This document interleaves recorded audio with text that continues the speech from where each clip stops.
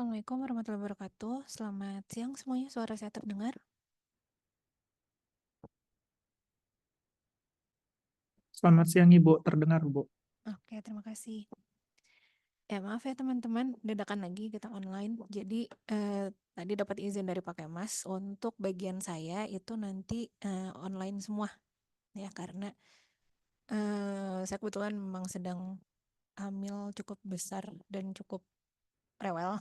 Jadi diperbolehkan untuk online full selama 4 minggu ini. Oke.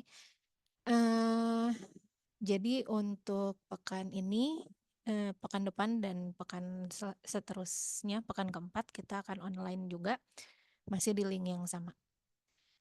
Oke, di pertemuan pekan ini kita akan membahas terkait first order logic. Jadi di pekan lalu kita kan sudah membahas ya kalau misalnya untuk merepresentasikan suatu pengetahuan kita memerlukan suatu bahasa formal untuk bisa dimengerti oleh komputer dan tidak ambigu yang paling penting. Dan salah satu bahasa formal yang bisa digunakan itu adalah first order logic. Walaupun nanti kita di minggu depan akan mempelajari bahasa formal lain yang merupakan bagian dari first order logic sebenarnya yang disebut dengan description logic. Description logic nantinya akan lebih banyak digunakan untuk kelas ini ke depannya. Kenapa kita harus belajar first order logic ini? Karena kita memerlukan bahasa formal untuk menuliskan spesifikasi ataupun informasi. Dan supaya kita bisa mencari hubungan antar informasi secara terstruktur. Jadi kalau dia formal, itu bisa lebih terstruktur untuk mencari informasinya. Dan agar dapat mengotomasi suatu proses yang didasari oleh sekumpulan informasi yang ada. Dan first order logic ini merupakan bahasa formal yang banyak digunakan di berbagai bidang dan ini juga merupakan dasar dari logika yang lebih tinggi lagi, di mana bedanya itu adalah kalau first order logic tidak semua kalimat atau tidak semua kondisi itu bisa direpresentasikan atau bisa ditranslasikan. Sedangkan kalau higher order logic itu lebih banyak lagi kondisi yang bisa translasi ke higher order logic. Tapi yang akan kita pelajari itu FOL, first order logic, oleh karenanya memang tidak semua kalimat itu bisa ditranslasikan ke dalam first order logic. Dia terbatas ke kalimat sederhana saja. Nah, untuk first order logic ini sendiri, dia itu terdiri dari penghubung logika atau logical connectives. Ada simbol auxiliary, itu seperti tanda kurung. Jadi sebenarnya tidak terlalu memiliki arti, tapi dia digunakan untuk membantu kita membaca kalimatnya. Kemudian ada variabel, ada fungsi, ada predikat, dan juga ada konstanta. Untuk logical connective atau penghubung logika, ini mungkin kalian juga sudah pernah belajar sebelumnya ya. Ini adalah simbol untuk and, ini adalah simbol untuk or, ini adalah simbol untuk not atau negation, ini adalah simbol untuk implication, ini adalah simbol untuk if and only if. Kemudian kita punya falsity. Falsity ini artinya adalah false. Jadi sesuatu yang selalu bernilai salah. Dan di sini truth ini adalah sesuatu yang selalu bernilai benar. Selain logical symbols ini kita juga punya quantifier. Quantifier universal quantifier atau for all dan existential quantifier atau for some. Kalau simbol auxiliary itu lebih ke kayak tanda kurung, itu kan sebenarnya tidak memiliki arti jika dia berdiri sendiri, tapi dia akan membantu kita untuk membaca suatu kalimat. Kemudian ada variabel. Kalau variabel itu sesuatu yang merepresentasikan suatu nilai dan variabel ini harus mempunyai domain atau daerah asal. Sedangkan kalau konstanta itu adalah merepresentasikan dirinya sendiri. Jadi sudah tetap nilainya, tidak bergantung pada entitas lain. Contohnya angka 1, 2, 3, 4, 5 ataupun suatu produk ataupun suatu merek itu juga bisa kita jadikan konstanta. Kemudian ada fungsi. Kalau fungsi itu bisa merepresentasikan suatu nilai yang bergantung pada beberapa entitas. Misalnya kita punya fungsi aritmetika, plus minus, kali, bagi, dan seterusnya. Kemudian ada aritas juga yang ada di dalam suatu fungsi. Aritas itu kayak dia itu variabel di dalamnya ada berapa sih? Jadi berapa entitas yang mempengaruhi nilai fungsi tersebut. Jadi argumennya ada berapa. Itu bisa dikatakan juga sebagai suatu aritas. Kemudian predikat. Kalau predikat ini dia merepresentasikan suatu nilai kebenaran dan dia biasanya bergantung pada beberapa entitas tertentu. Misalnya integer 2. Kita bisa menggunakan predikat seperti ini untuk menyatakan seperti kayak pertanyaan ya, apakah 2 itu benar integer? Berarti kan nilainya yes or no. Terus kampus tell you misalnya. Tell you adalah suatu kampus. Jadi dia mempunyai nilai kebenarannya, true ataupun false. Kemudian setiap predikat itu memiliki rank yang menandakan banyaknya entitas yang mempengaruhi nilai kebenaran dari predikat tersebut. Jadi sama kayak tadi ya sebenarnya ini argumen untuk suatu predikat itu ada berapa banyak sih, itu yang dinamakan dengan rank. Nah, tadi kita udah tahu elemen-elemen apa saja yang membangun suatu FOL. Sekarang kita lihat pembentukannya. Jadi di dalam first order logic ada yang dinamakan term, ada yang dinamakan formula.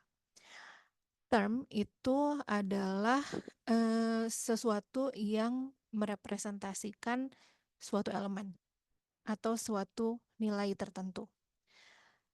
Jadi kita punya konstanta, konstanta itu termasuk ke dalam term. Selain konstanta kita punya variabel tadi. Variabel juga termasuk ke dalam term. Karena variabel itu merepresentasikan suatu nilai, kan? Kemudian kita punya fungsi. Fungsi itu juga suatu term karena dia merepresentasikan suatu nilai.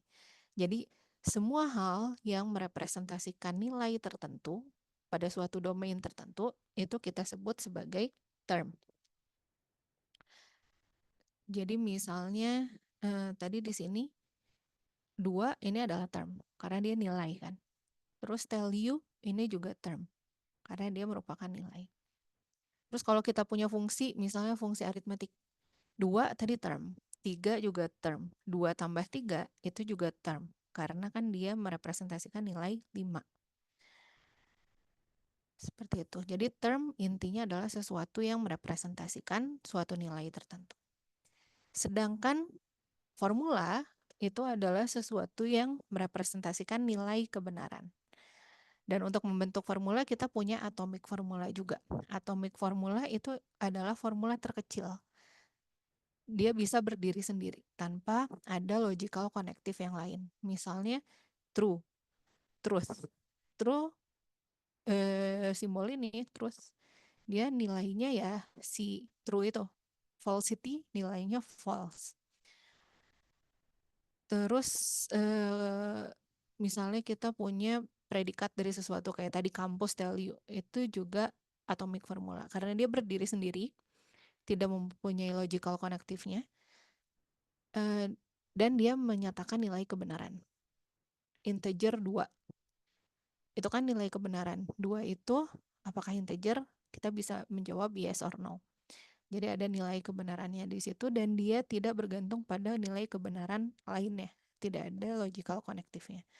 Itu juga termasuk atomic formula. Nah, kalau first order formula itu kita lebih besar lagi. Jadi semua atomic formula itu pastinya adalah formula, dan kalau kita membangun formula yang lebih besar dengan menggunakan logical connective ataupun quantifier, itu juga kita bisa sebut sebagai formula. Jadi intinya semua hal yang bisa merepresentasikan suatu nilai kebenaran itu bisa kita sebut sebagai suatu formula. Ini yang mungkin kalian kenal dulu sebagai logika predikat. Di dalam formula itu juga ada yang dikatakan variabel bebas dan juga ada yang dikatakan variabel terikat. Poin utamanya adalah kalau misalnya kita punya suatu variabel dan variabel itu terikat oleh suatu quantifier, maka kita sebut dia sebagai variabel terikat. Tapi kalau dia tidak terikat oleh suatu quantifier, maka kita sebut dia sebagai variabel bebas. Nah, term ataupun formula dikatakan tertutup kalau misalnya kita tidak punya variabel bebas di dalamnya. Jadi semua variabel itu harus terikat. Itu dikatakan term ataupun formula tertutup. Nah, formula yang tertutup itu disebut juga sebagai suatu kalimat. Jadi untuk merepresentasikan sesuatu, kita mau mentranslasi bahasa manusia ke dalam first order logic, maka yang ditranslasikan kan pasti suatu kalimat ya. Kita bisa sesuatu itu, bahkan di bahasa Indonesia pun dia akan memiliki arti kalau dia itu adalah suatu kalimat lengkap. Jadi kita bisa tahu maksudnya itu apa. Jadi kalau misalnya formula itu tidak merupakan formula tertutup, maka itu belum lengkap artinya. Makanya ketika kalian mentranslasikan sesuatu, pastikanlah formula yang kalian gunakan itu merupakan formula tertutup, dalam artian tidak ada variabel bebas di dalamnya. Semua variabel harus terikat oleh quantifier for all ataupun quantifier for some. Nah, untuk mengetahui arti dari suatu formula, yang pertama kita harus tahu domainnya dulu. Termasuk untuk mentranslasikan bahasa manusia ke first order logic, kita harus menentukan domainnya dulu. Di mana domain itu adalah lingkup bahasan dari suatu permasalahan. Dan setiap variabel itu memiliki domain. Biasanya dituliskan dengan ini, dx. Untuk variabelnya, untuk domainnya si variabel x. Jadi kalau misalnya x itu punya domain dx, maka x itu kan tadi variabel. Variabel itu bisa merepresentasikan sesuatu nilai. Tapi tergantung tergantung domainnya. Kalau misalnya domain x itu integer, kita nggak bisa tiba-tiba bilang x itu merepresentasikan huruf a. Itu nggak bisa karena x itu adalah sesuatu dengan domain integer. Jadi domain ini penting untuk membatasi apa saja yang bisa direpresentasikan oleh suatu variabel. Contohnya, misalnya domain X itu adalah semua klub sepak bola di Premier League tahun ini. Maka kalau misalnya saya punya predikat juara X, ya berarti dia itu adalah juara dari klub, dari domainnya. X itu dia itu ada domainnya. Berarti nggak bisa tiba-tiba kita bilang X itu Persib, karena kan Persib bukan di Premier League. Walaupun misalkan Persib itu juara di tahun lalu, kita nggak bisa bilang juara Persib itu benar karena Persibnya aja nggak ada di dalam si domain X. Kemudian ada yang namanya formula assignment. Tadi kan sempat di-mention kalau kalimat itu adalah formula yang tidak memiliki variabel bebas. Nah, formula yang memiliki variabel bebas itu bisa diubah menjadi kalimat dengan menggunakan assignment.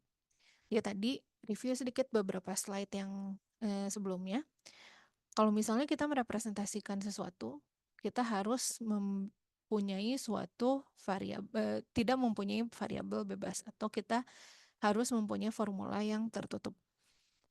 Nah, tapi ketika kita mempunyai formula yang tidak tertutup, berarti ada variabel bebas. Itu dia jadi tidak memiliki arti si kalimatnya. Kita tidak bisa menentukan kebenaran dari kalimat tersebut.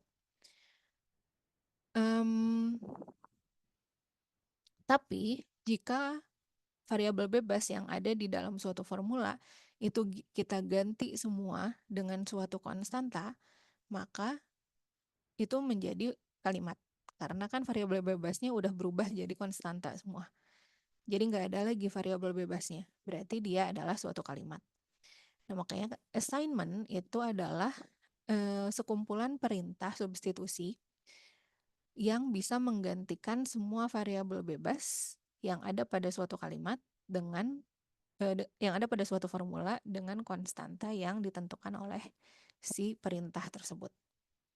Intinya seperti itu.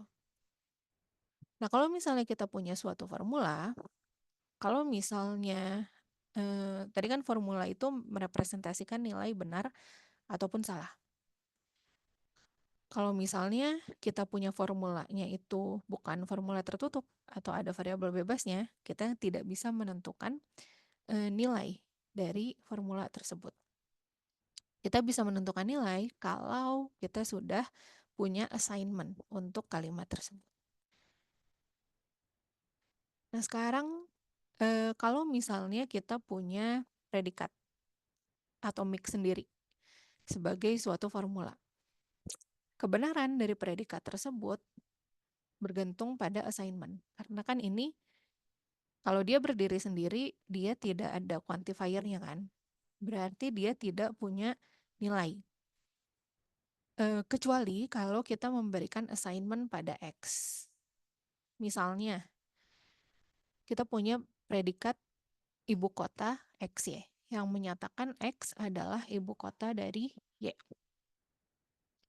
Dia kalau berdiri sendiri, dia bukan merupakan suatu kalimat. Karena ada variabel bebas X dan juga Y. Tapi kalau misalnya kita memberikan assignment, ini adalah contoh assignment, X kita ganti jadi Bandung, Y kita ganti jadi Jawa Barat. Berarti ibu kota XY ini adalah ibu kota Bandung, Jawa Barat. Atau artinya Bandung adalah ibu kota Jawa Barat. Dan dia nilainya adalah benar. Tapi kalau misalnya saya assign Bandung ke X, Jawa Timur ke Y, berarti ini akan menjadi kalimat Bandung adalah ibu kota Jawa Timur. Jadinya salah. Oke. Jadi kalau misalnya kita punya variabel bebas, kita harus punya assignment dulu, baru kita tahu nilai kebenarannya itu apa. Ketika merepresentasikan suatu kalimat, kita nggak boleh punya variabel bebas, karena tanpa itu, kalau dengan variabel bebas kita jadi tidak memiliki arti yang pasti di situ. Nah, kemudian lebih jauh lagi, kalau misalnya kita punya formula A dan B, negasi A itu benar kalau A-nya salah. Atau sebaliknya, negasi A itu salah kalau misalnya A-nya benar. A dan B benar kalau dua-duanya benar. Dan salah kalau setidaknya salah satu yang salah. A atau B akan benar kalau setidaknya salah satu benar. Dan dia salah kalau dua-duanya bernilai salah. If A dan B atau A implies B itu akan benar kalau misalnya A-nya salah atau B-nya benar. Dan salah ketika A benar, B-nya salah. A jika dan hanya jika B, atau A if and only if B, itu benar kalau nilai A dan B itu sama. Bisa dua-duanya benar, bisa dua-duanya salah. Kalau beda berarti nilai dari A jika dan hanya jika B ini menjadi salah. Kemudian kalau quantifier, misalnya A itu suatu formula, for all X, AX itu akan benar kalau misalnya untuk apapun nilai U yang ada di domainnya X, AU ini benar. Jadi kalau misalnya kita substitusi U ke X untuk apapun nilai U yang ada di domainnya X, AX ini harus benar. Kalau ada yang salah, satu aja, maka for all X, AX ini akan bernilai salah. Sedangkan untuk for sum, kalau ada satu aja nilai yang ada di domainnya X yang membuat AX ini benar, maka for sum-nya benar. Tapi kalau tidak ada yang membuat dia benar, maka dia salah. Atau kalau misalnya untuk setiap nilai yang bisa disubstitusikan ke X, AX ini bernilai salah, maka dia akan salah. Seperti aritmatika, kita juga punya urutan operator logika, ada quantifier itu duluan, negasi selanjutnya, dan juga atau itu selanjutnya, dan implikasi ataupun biimplikasi itu yang paling terakhir.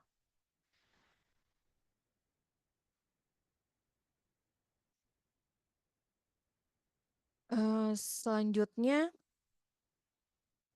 untuk mentranslasikan bahasa manusia, kita perlu mendefinisikan domain untuk formula yang akan kita bentuk.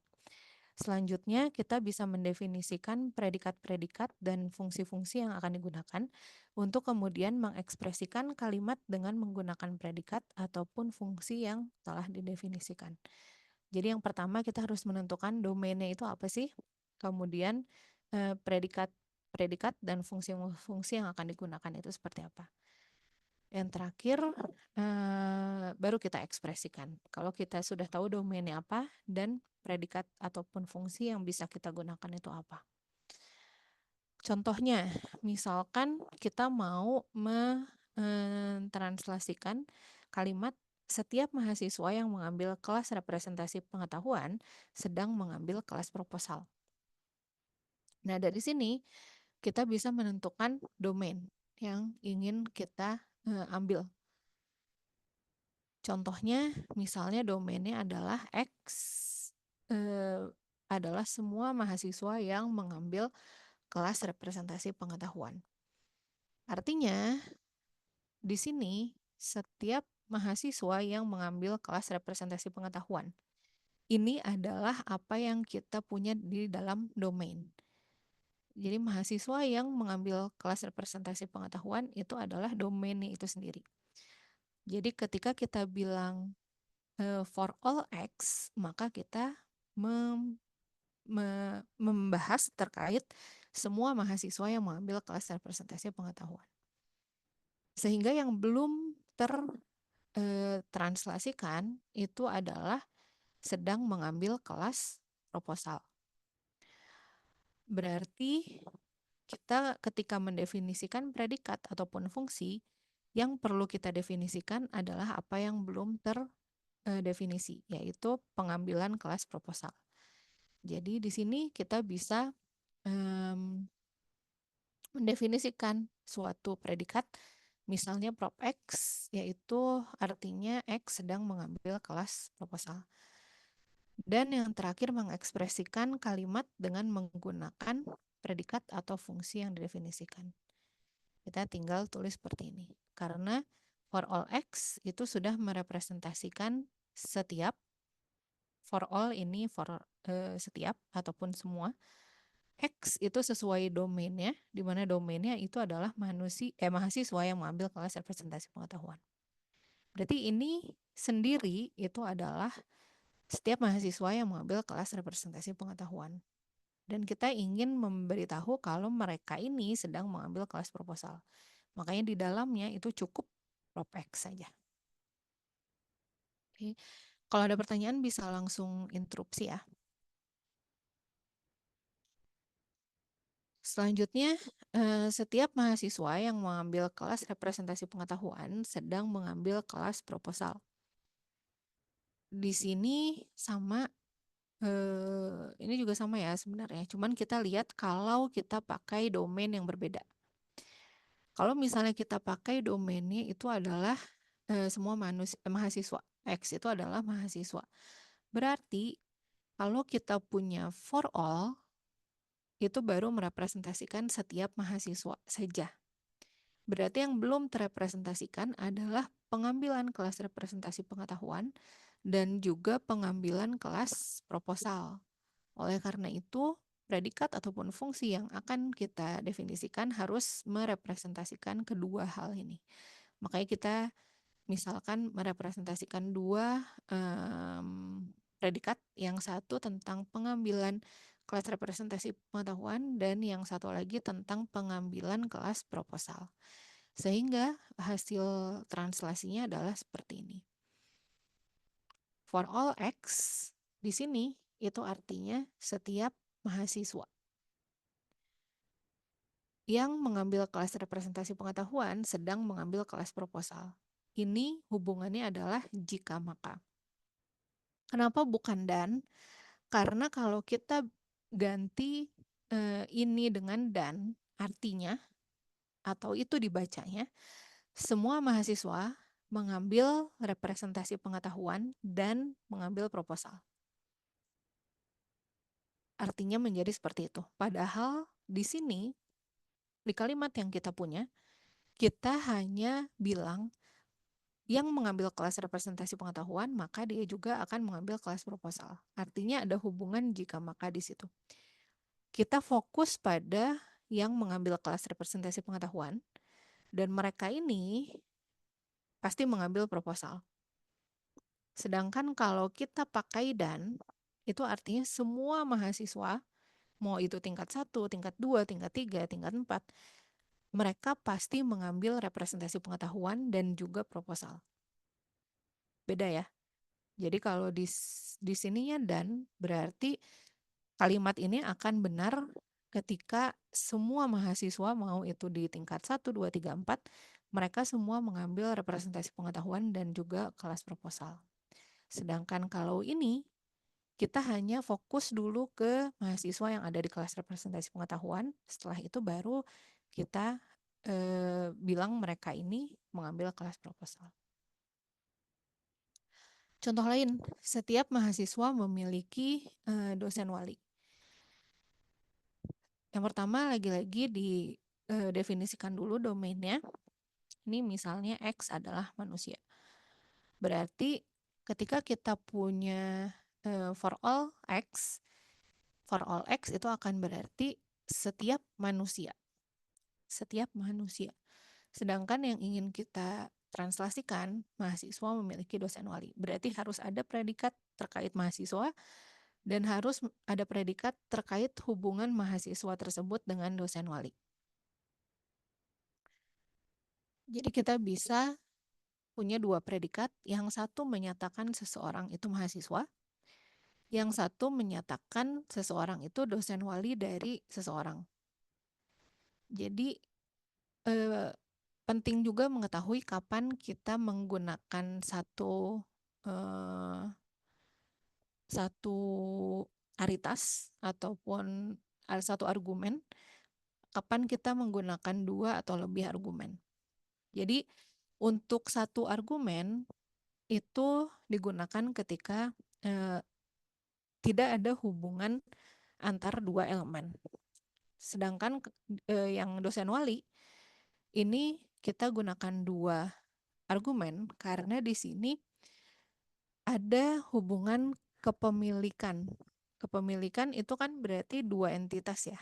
Seseorang memiliki seseorang.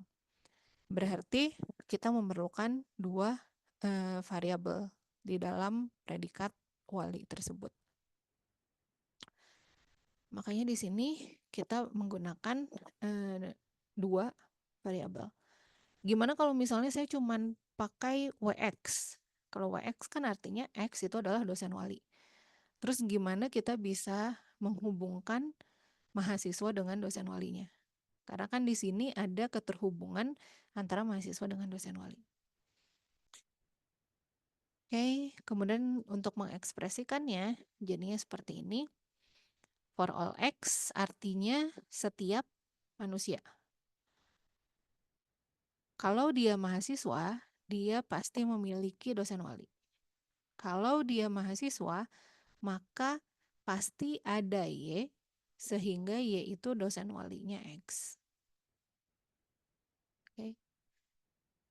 Kalau misalnya di sini nggak ada keterhubungan antara dua elemen, kita cuman misalnya di sini cuman WY aja. WY kan berarti cuman kalau misalnya X itu mahasiswa, maka Y itu dosen wali. Kan beda ya sama apa yang ingin kita jelaskan. Tapi kalau misalnya kita bilang tepat satu dosen wali, itu beda lagi ya. Ini dosen wali aja, kalau ini tepat satu dosen wali. Nah, kalau tepat satu dosen wali, ini adalah apa yang kita punya sebelumnya. Ini aja itu artinya cuman untuk setiap mahasiswa ada manusia yang menjadi dosen walinya dia. Tapi saya pengen bilang kalau dosen walinya itu cuma satu. Berarti bisa kita tambahkan keterangan lain.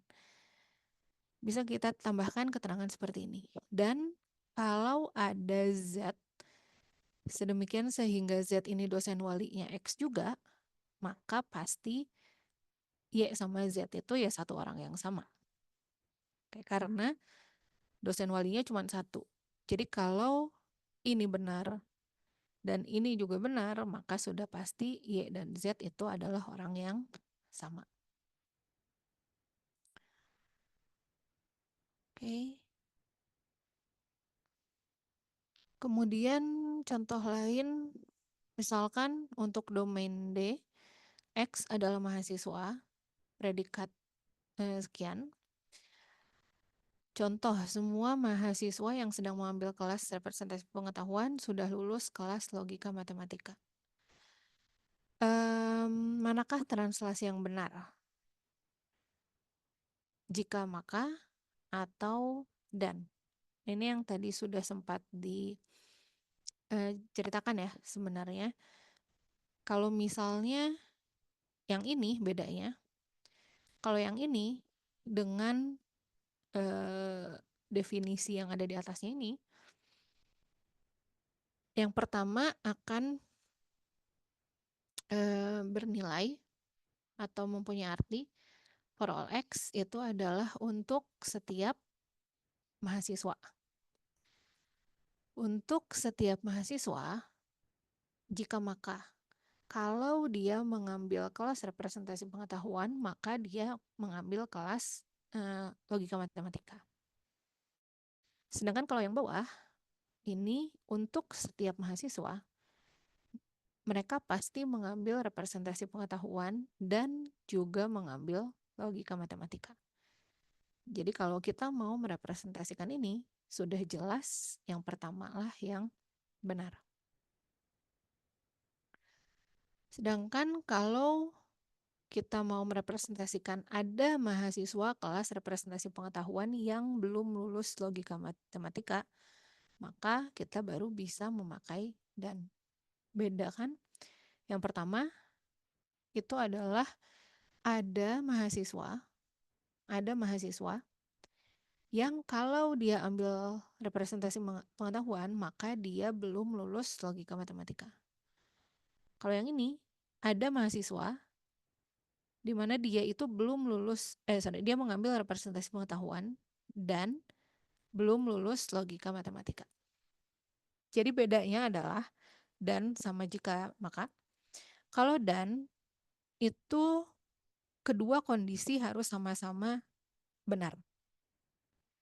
Kalau jika maka, kondisi yang pertama benar, baru kondisi yang kedua harus benar juga. Kalau kondisi pertamanya salah, ya kita tidak peduli yang keduanya benar atau salah. Ya kan yang ini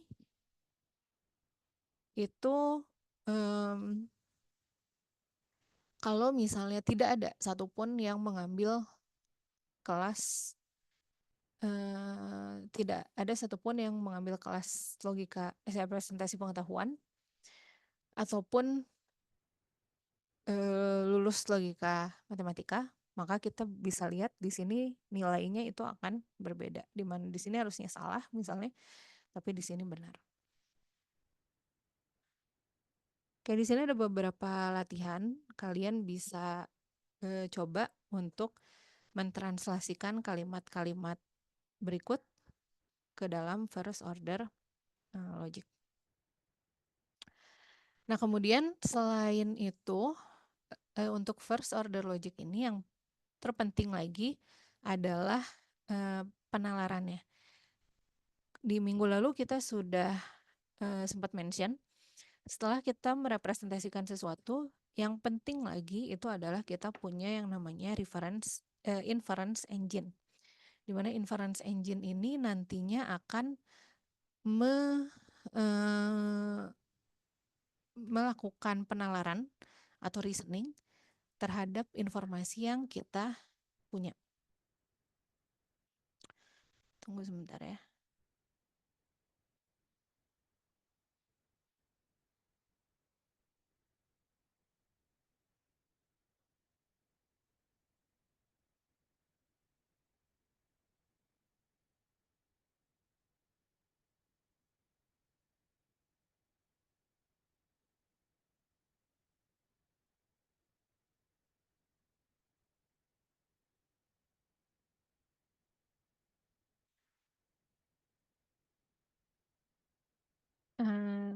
Sebentar ya, saya izin telepon dulu.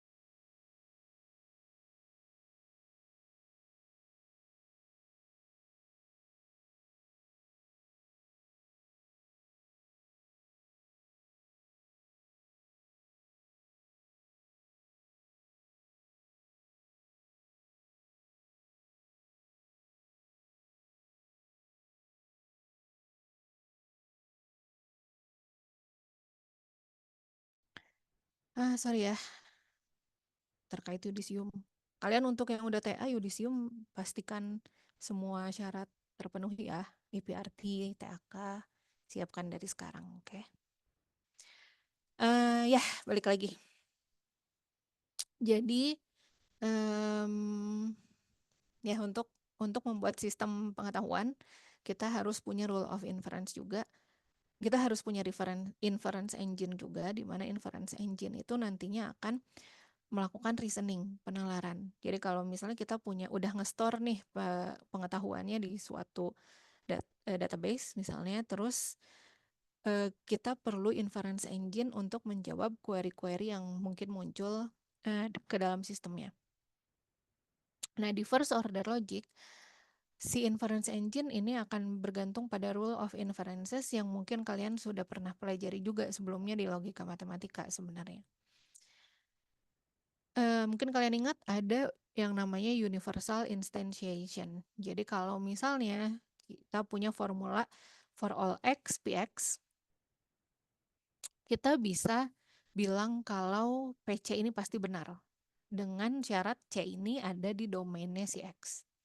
Oke. Jadi kalau misalnya ada semua orang yang mengambil kelas representasi pengetahuan pasti mengambil atau pasti sudah lulus logika matematika misalnya tadi. Nah, berarti kalau saya ambil sembarang dari kalian, sembarang nama, berarti saya bisa klaim dia sudah lulus logika matematika juga. Gitu.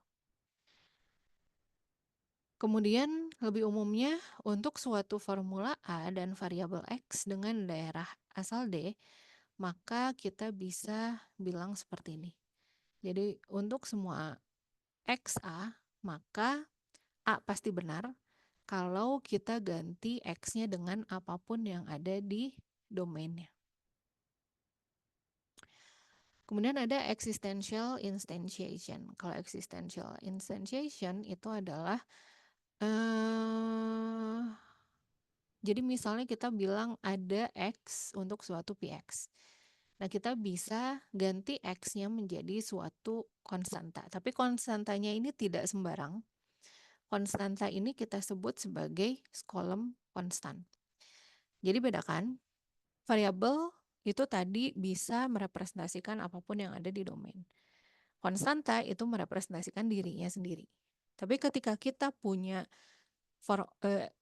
there exists X such that Px benar, maka akan ada konstanta yang bisa menggantikan X. Tapi kita nggak tahu konstanta itu apa, ya kan? Oleh karena itu kita ganti dengan suatu Skolem konstan. Jadi Skolem konstan ini sebenarnya dia mirip-mirip variabel, cuman kita menganggap dia sebagai konstanta. Kenapa perlu dianggap sebagai konstanta? Karena kita punya keterbatasan di variabel bebas yang tadi. Kalau misalnya dia punya variabel bebas, dia nggak akan punya arti. Makanya kita ambil suatu konstanta yang kita sebenarnya belum tahu artinya apa. Tapi kita anggap dia sebagai suatu konstanta. Makanya ini itu bisa saya tulis sebagai PC, di mana si ini itu adalah suatu konstanta. Tapi saya bisa ganti dia menjadi suatu Skolem konstan. Oke. Kenapa harus diganti menjadi suatu Skolem konstan? Karena untuk reasoning sesuatu yang tidak menggunakan quantifier itu nantinya akan jauh lebih mudah. Jadi kalau kita reasoning dengan menggunakan quantifier itu akan cenderung lebih sulit daripada reasoning tanpa quantifier. Atau mungkin bahasa kalian waktu tingkat 1 itu adalah reasoning di logika proposisi itu lebih mudah daripada reasoning di logika predikat. Misalnya, saya punya kalimat ini. Ada X, di mana X itu merupakan kalung dan Indi memakai kalung tersebut, misalkan. Nah, saya bisa tulis ulang dia menjadi seperti ini. Kalung K1 dan memakai Indi K1. Jadi kita ubah X-nya menjadi konstanta Skolem. Oke. Kemudian misalkan saya punya fakta sebagai berikut. For all X, King X and greedy X, then evil X. Kemudian John adalah king, John itu greedy, dan Richard itu adalah brother dari John. Kita punya informasi ini saja. Nah, ini kita bisa menginisiasinya atau ngeganti dia jadi ini.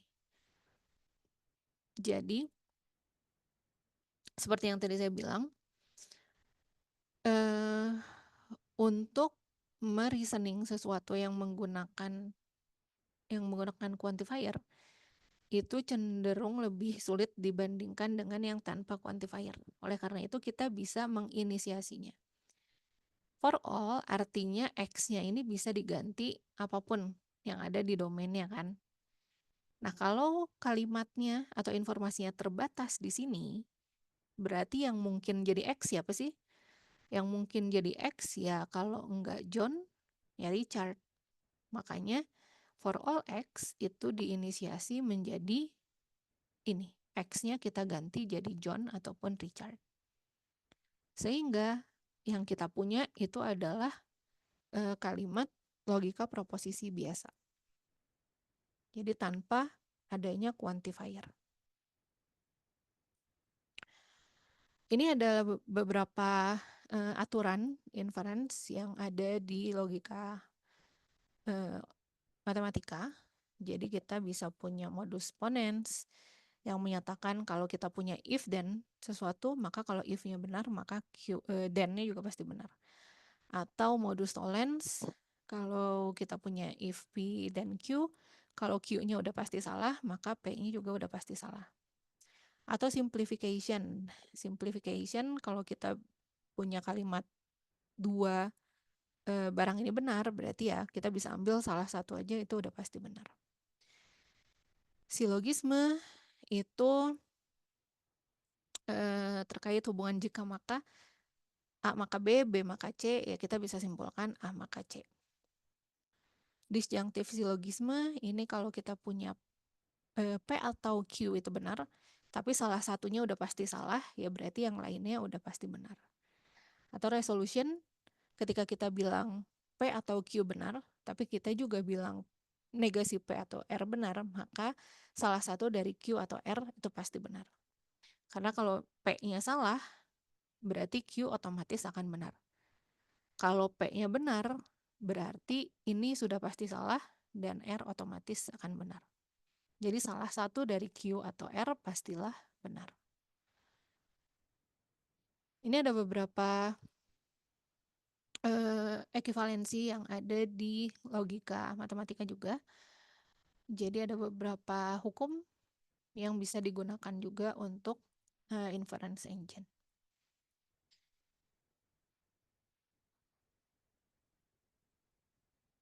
Aturan lainnya itu dikenal juga sebagai universal atau generalized modus ponens. Di sini sebentar ya, masih ngurus yudisium lagi.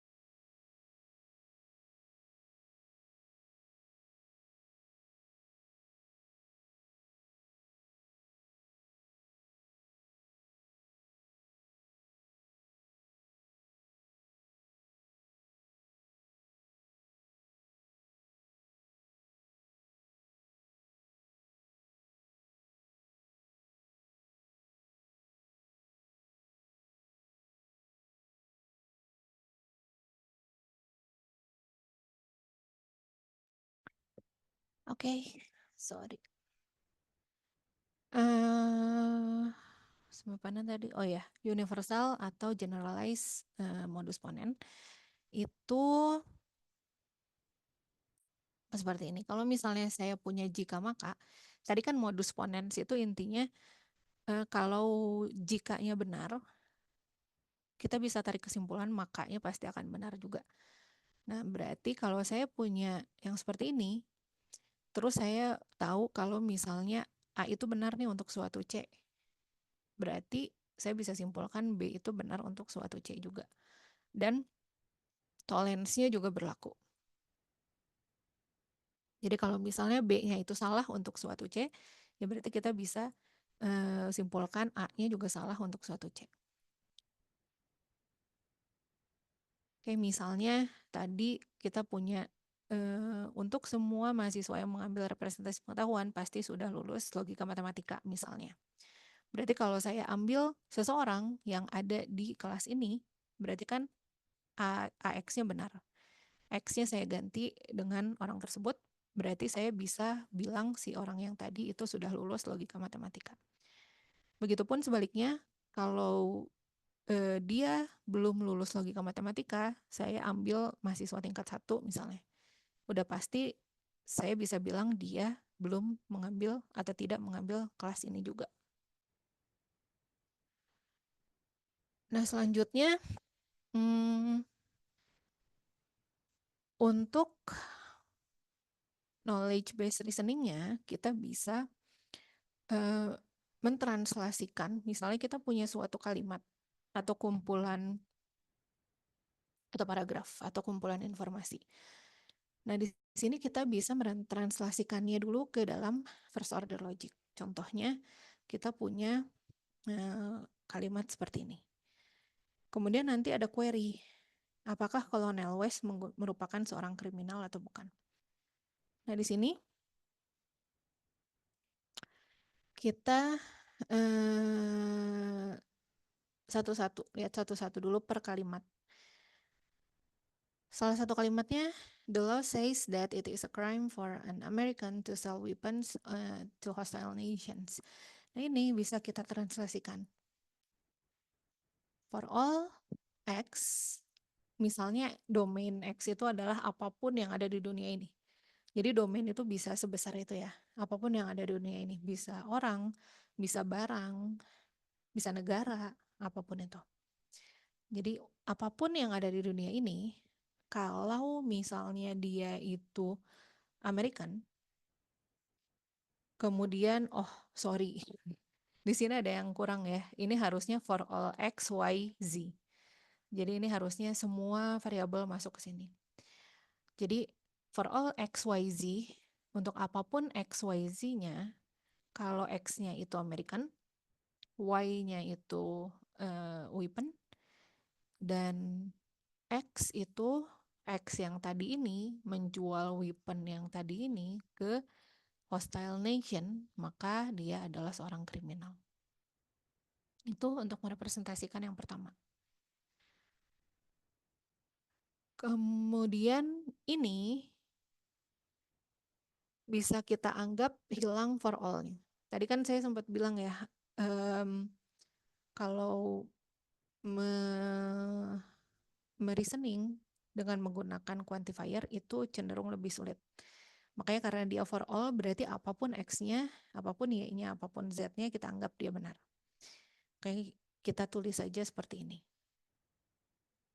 Kemudian, an enemy of America is counted as a hostile nation. Jadi kalau dia itu enemy Amerika, maka dia itu adalah hostile nation.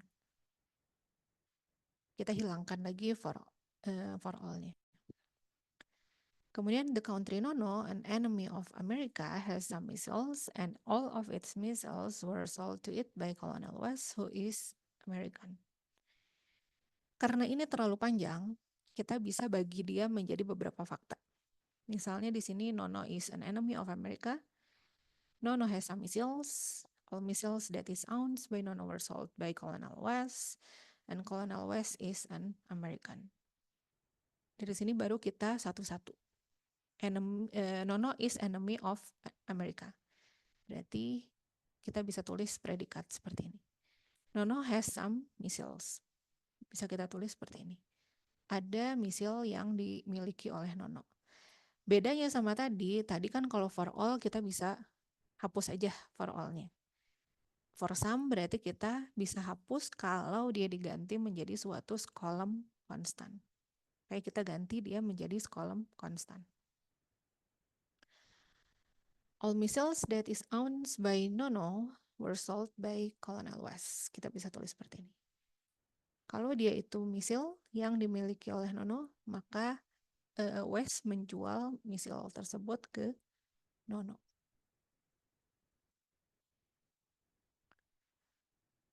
Dan kita bisa abaikan si for all-nya. Colonel West is an American, berarti American West. Nah, untuk menjawab pertanyaan apakah Colonel West ini adalah seorang kriminal, kita bisa menggunakan beberapa pendekatan. Ada forward reasoning, backward reasoning, dan juga resolution proof. Di forward reasoning, intinya sih, ini algoritma umum ya, tapi intinya di sini adalah kita mencari bentuk jika maka seperti ini. Sorry, yang ada di sini. Kita mencari bentuk seperti ini, dan kalau ini semua sudah ada di database kita, maka kita bisa menambah Q ke dalam database kita. Intinya seperti itu. Dan kita lakukan itu terus-terusan hingga apa yang kita cari, si query-nya itu kita temukan. Jadi di sini tadi sebelumnya kita punya beberapa fakta. Jadi di sini kita punya enemy nono Amerika, terus kita punya American West, itu bisa kita jadikan fakta. Dan kita tulis kembali di sini, American West, misil M1, ounce nono M1, enemy nono Amerika, dan seterusnya. Kemudian kita cari bentuk jika maka. Dari fakta-fakta yang ada di sini, apa saja sih yang bisa kita tarik kesimpulannya? Contohnya, balik lagi ke fakta sebelumnya. Misalkan,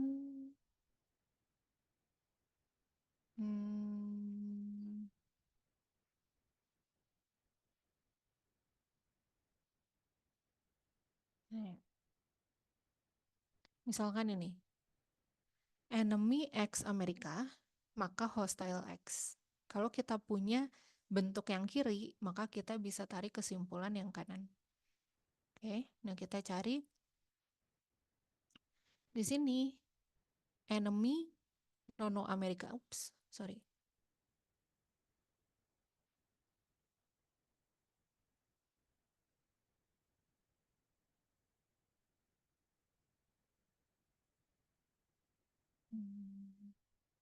Oh, sebentar ya.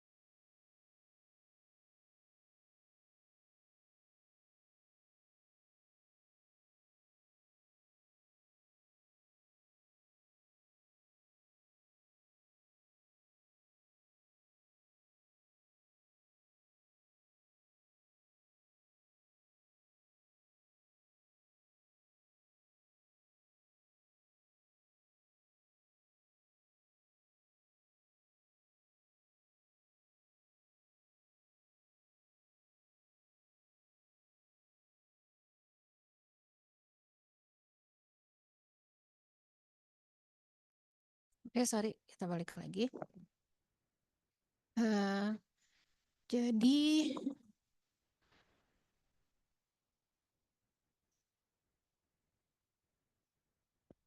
jadi di sini hmm, intinya kita bisa kumpulin fakta-fakta yang ada di kalimat-kalimat sebelumnya. Jadi kita punya American West, kita punya misil M1, kita punya ounce nono M1, kita punya enemy nono Amerika. Jadi fakta-fakta yang berdiri sendiri, dan ini kan bisa kita simplifikasi jadi berdiri sendiri masing-masing ya. Jadi yang berdiri sendiri tanpa hubungan jika maka itu kita anggap sebagai suatu fakta. Ini sorry. Ini jika maka, ini jika maka juga. Jadi fakta-fakta yang tadi 4 biji kita kumpulkan di sini. Kemudian dari fakta-fakta yang ada, kita cari bentuk jika maka, di mana jikanya itu di merupakan kumpulan dari fakta-fakta yang udah kita temukan. Ya tadi contohnya yang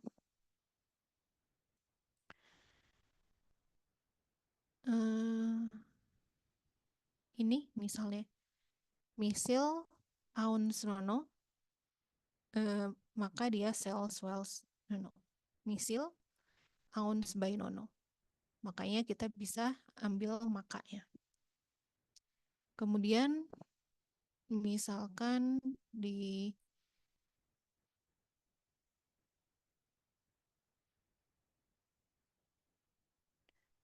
sini, kalau dia enemy maka dia hostile. Kayak kita bisa ambil kalau dia enemy maka dia hostile. Ini bagian ini tidak ada di kalimat tadi, tapi kita bisa menambahkan pengetahuan umum. Misalnya misil itu kan pasti bagian dari weapon ya. Sedangkan tadi di kalimat yang kita punyanya itu terkait weapon. Di sini kita punyanya weapon. Sedangkan di bawah-bawahnya kita punyanya misil. Tapi hubungan misil sama weapon itu apa sih? Ya misil kan bagian dari weapon ya. Makanya itu adalah pengetahuan umum. Jadi kita bisa aja menambah sesuatu seperti itu di sini. Nah, kemudian tadi kalimat yang paling pertama, weapon, cells, hostile, bisa kita kerucutkan ke criminal west. Sehingga sudah ketemu nih, kalau west itu adalah kriminal.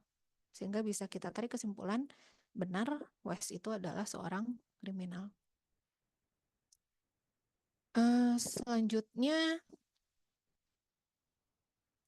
untuk ini backward chaining. Kalau backward chaining sebenarnya mirip dengan tadi.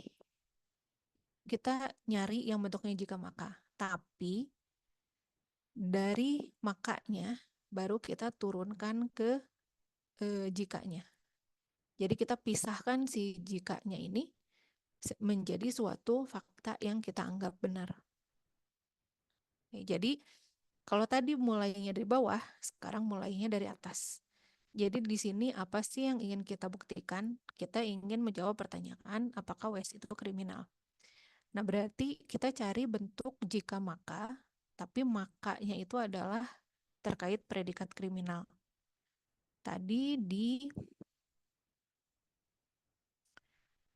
sini kita punya jika maka, di mana makanya itu adalah kriminal. Berarti dengan menganggap ini benar, kita bisa menurunkan ini fakta ini, kemudian kita anggap benar juga. Makanya kita akan punya American Weapon Sales Hostile. American Weapon Sales Hostile. American Weapon Sales Hostile. Oke. Dan kemudian dari sini kita cari lagi terus bentuk jika maka sampai berhentinya itu adalah ketika semua yang ada di daunnya itu merupakan fakta yang kita punya di awal. Jadi kan tadi fakta yang kita punya di awal itu ada ini ya, American West, misil M1, Auns Nono M1, Nono Amerika. Nah, di sini itu yang ada di daun adalah fakta-fakta tersebut. Berarti kita sudah selesai dan kita bisa bilang yes, West itu adalah seorang kriminal. Oke. Jadi bedanya kalau yang ini kita mulai dari bawah, kita cari bentuk jika maka dan kita tarik ke makanya sampai ketemu kesimpulannya. Sedangkan kalau yang ini kita mulai dari makanya, kemudian kita cari jika maka dan kita turunkan ke jikanya. Selanjutnya resolution rule.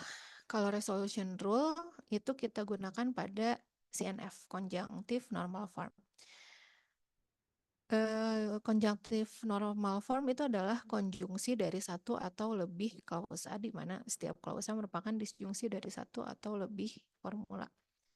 Jadi di sini intinya adalah kita mau ngeganti dia jadi bentuk A atau B dan B atau C dan seterusnya. Kayak gitu. Jadi seperti yang ada di sini. Jadi kita punya kumpulan kalimat yang hanya terpisahkan oleh atau, tapi kita sambungkan dengan dan. Jadi misalnya P atau Q dan Q atau R dan S atau T atau A misalnya dan seterusnya. Ini konjunktif normal form. Ini akan berguna karena kita bisa menggunakan resolution rule. Jadi misalnya saya punya P atau Q dan negasi P atau R, di sini bisa kita tarik kesimpulan kalau Q atau R lah yang benar. Oke. Contohnya, misalkan saya punya ini kalimat ini. Ini kan masih jika maka dan masih banyak quantifiernya. Nah, di sini kita bisa ubah dia ke dalam bentuk konjunktif normal form. Yang pertama kita bisa mengeliminasi biconditional ataupun implication. Jadi di sini biconditional ataupun implication bisa kita ubah dengan menggunakan aturan. Kalau saya punya P, maka Q ini bisa kita tulis menjadi negasi P atau Q. Nah, di sini kita punya P-nya dan kita punya Q-nya. Makanya kita jadi punya negasi P atau Q. Dan di sini juga kita punya P, kita punya Q, makanya kita ganti jadi negasi P atau Q. Oke, kemudian pindahkan negasi depan quantifier. Jadi di sini ada negasi, kita pindahkan. Ini ada di situ aja. Di sini ada negasi, kita pindahkan dengan aturan yang ada di sini. Oke, negasi for all dari A itu adalah for some dari negasi A dan seterusnya. Nah, berarti di sini yang tadinya negasi for all kita ganti jadi for some. Tapi yang di dalamnya itu kita negasikan. Sehingga kita punya seperti ini. Kemudian standarisasi variabel.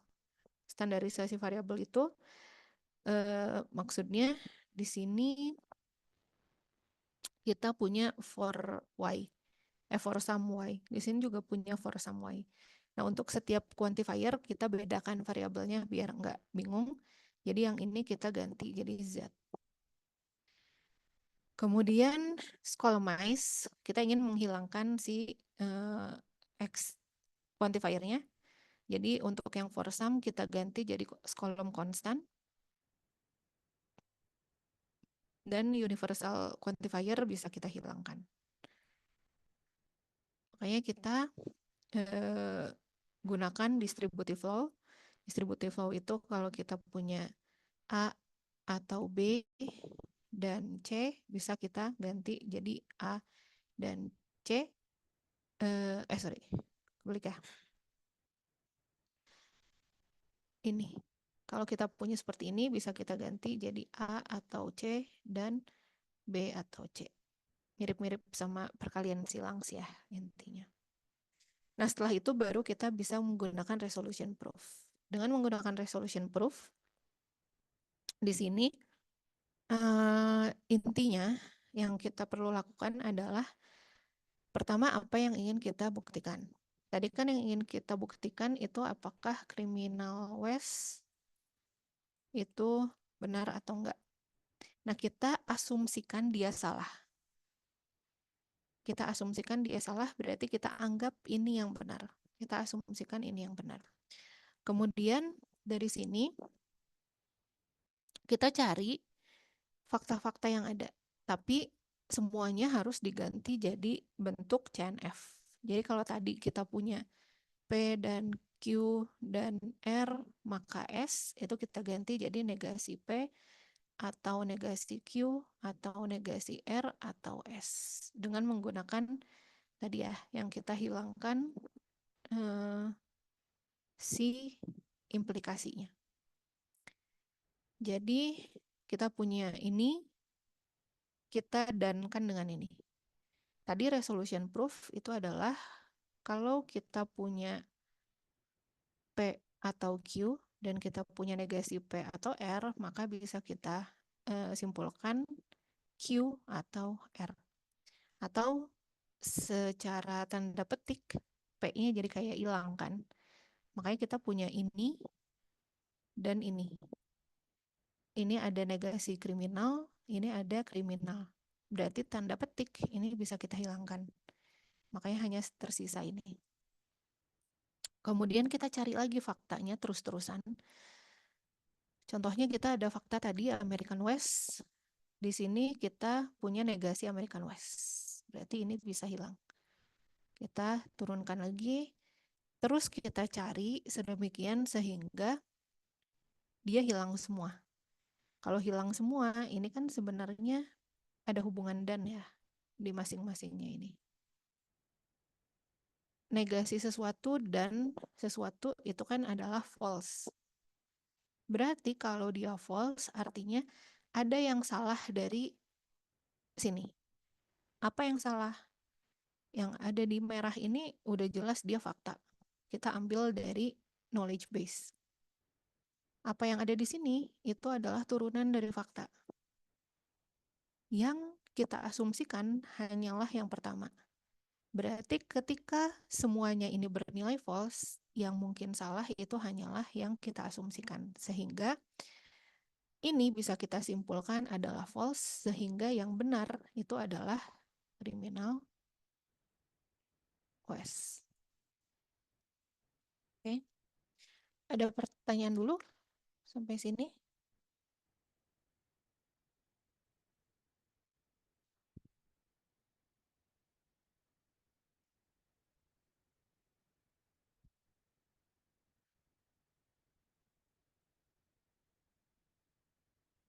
Oke, nggak ada ya.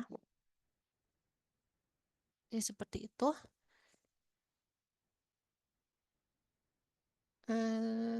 Selanjutnya itu tadi yang kita bahas terkait first order logic dan juga bagaimana kita melakukan reasoning untuk first order logic ini. Nah, kalian bisa coba kerjakan latihan ini ya. Bisa di SS dulu. Yang pertama, kalian punya fakta-fakta yang ada di sini dan kalian diminta untuk melakukan penalaran. Yang pertama perlu kalian lakukan adalah mentranslasikan ini dulu ke first order logic. Dan setelah kalian mentranslasikan, nanti kalian bisa menggunakan forward, backward, dan. Jadi ada 3 ya. 3 cara dilakukan semua untuk mengecek pertanyaan ini apakah bernilai benar atau salah. Saya, kalian coba SS dulu ya. Sebelum saya, em, sebelum saya munculkan presensi hari ini. Ibu, maaf mau bertanya. Ya, silahkan. Bu, untuk materi ini sepertinya di LMS kayaknya belum ada PPT-nya ya, Bu? Oke, saya kirim di via WA dulu ya. Ah, ya baik Ibu. Bentar.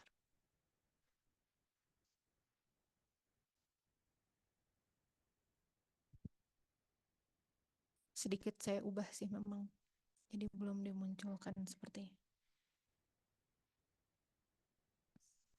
Oke. Untuk latihannya bisa dilihat di slide juga ya, halaman terakhir. Sedang uploading.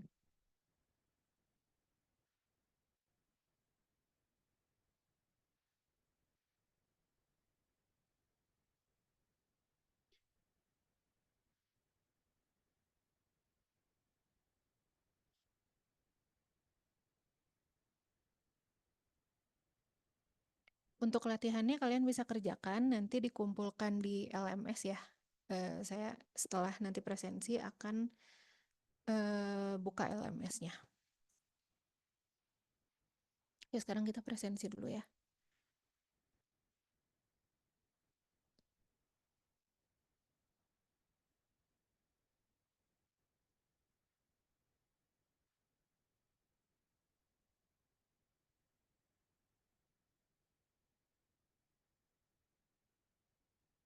Ya, silakan di scan. Kalau ada yang gagal, nanti kita coba manual juga ya.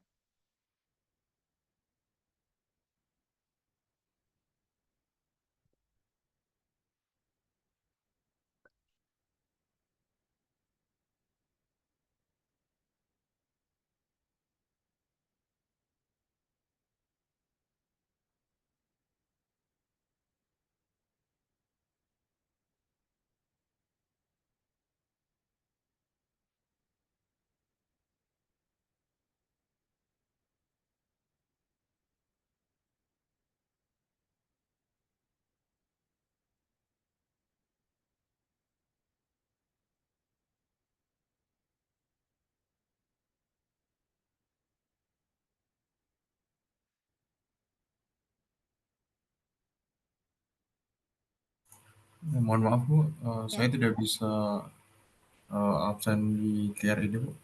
ya, Saya nanti, juga Bu nggak bisa login MyTrail. ya, In- nanti saya manual ya.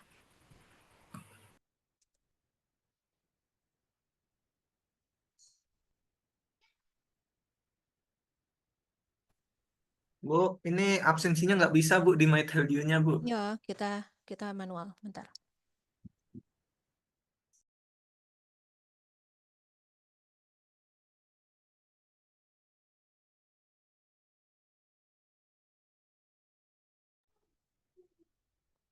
Oke, kita cek manual ya.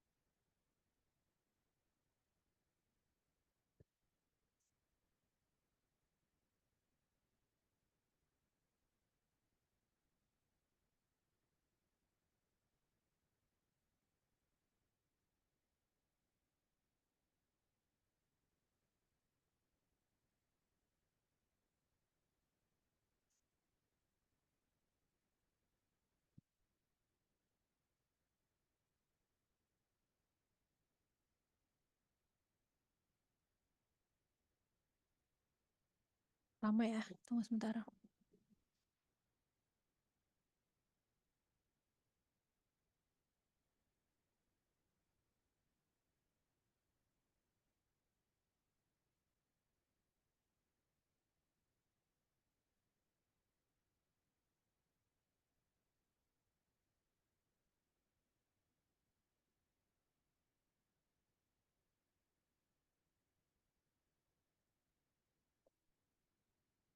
Kok scan sih? Wait, salah.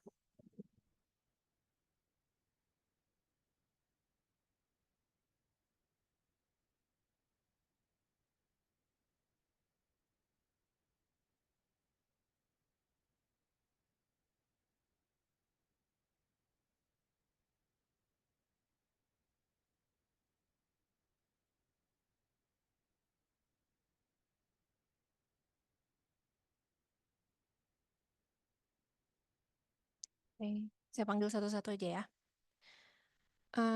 Ricky Ariesta, Hadir, Bu. Putu Budi, Hadir, Bu. Tubagus Bintang, Juliano, Muhammad Ansar, Hadir, Bu. Virgi Sulistiawan, Hadir, Bu. Muhammad Halo Bu, Dafa hadir Bu. Adima, ya, Muhammad Dafa, Irfan Ardiansyah, Hadir, Bu. Danu Trias, Rafli Muhammad, Hadir, Bu. Hasan Ali, Hadir, Bu. Hadzik Umar, Nadine Zuhdan, Hadir Bu. Torik Dwi, Hadir, Bu. Magfar Naviantero, Anggara Abdul, Hadir, Bu. Makfar hadir, Bu. Syamel Basyarep, Muhammad Habib Ramadan, Ida Bagus, Indra Budi Hadir Kusuma, Bu. Maaf Bu, Habib hadir Bu. Oke. Chandra Kus, Terima kasih. Imelda Tias, Dewa Putu, Hadir, Bu. Atala, Hadir Bu. Afifuddin, Hadir, Bu. Nizam, Hadir, Bu. Renata, Hadir, Bu. Jordan, Hadir Bu. Raden Ananta, Hadir Bu. Alvaris, Hadir, Bu. Renaldi, Zaki, Hadir Bu. Zarfan, Fahrul, Hadir, Bu. Mustafa, Shalom, Aulia, Hadir Bu. Rizal, Hadir Bu. Naufal Alfarisi, Hadir, Bu. Muhammad Hermawan, Hadir Bu. Fares Barik. Hadir, Bu. Oke, saya ulang yang tidak hadir. Shalom Delano, Mustafa Gulam, Zarfan Daud, Renaldi Febrian, Imelda Tias, Chandra Kushoiri, Syamel Basarab, Hadzik Umar, Danu Trias, Muhammad Dafa, Julianul Roy, Tubagus Bintang, Arif Kurniawan. Bu, Arif Kurniawan hadir. Oke. Itu ya. Kalian bisa kerjakan apa tadi tugasnya di kertas lembar aja, nggak perlu ditulis ulang soalnya. Nanti saya buka di LMS untuk pengumpulan tugasnya ya. Tugasnya paling lambat dikumpulkan hari Minggu malam, karena saya mau cek hari Senin ya. Oke, terima kasih semuanya. Kalau ada pertanyaan nanti bisa langsung PM aja ya, mau di grup juga boleh. Terima kasih semuanya, saya tutup pertemuan hari ini. Minggu depan kita ketemu lagi online lagi. Assalamualaikum warahmatullahi wabarakatuh. Selamat sore. Terima Bu. kasih Bu, selamat sore. Terima kasih banyak, Bu. Terima kasih, Bu. Terima kasih, Bu.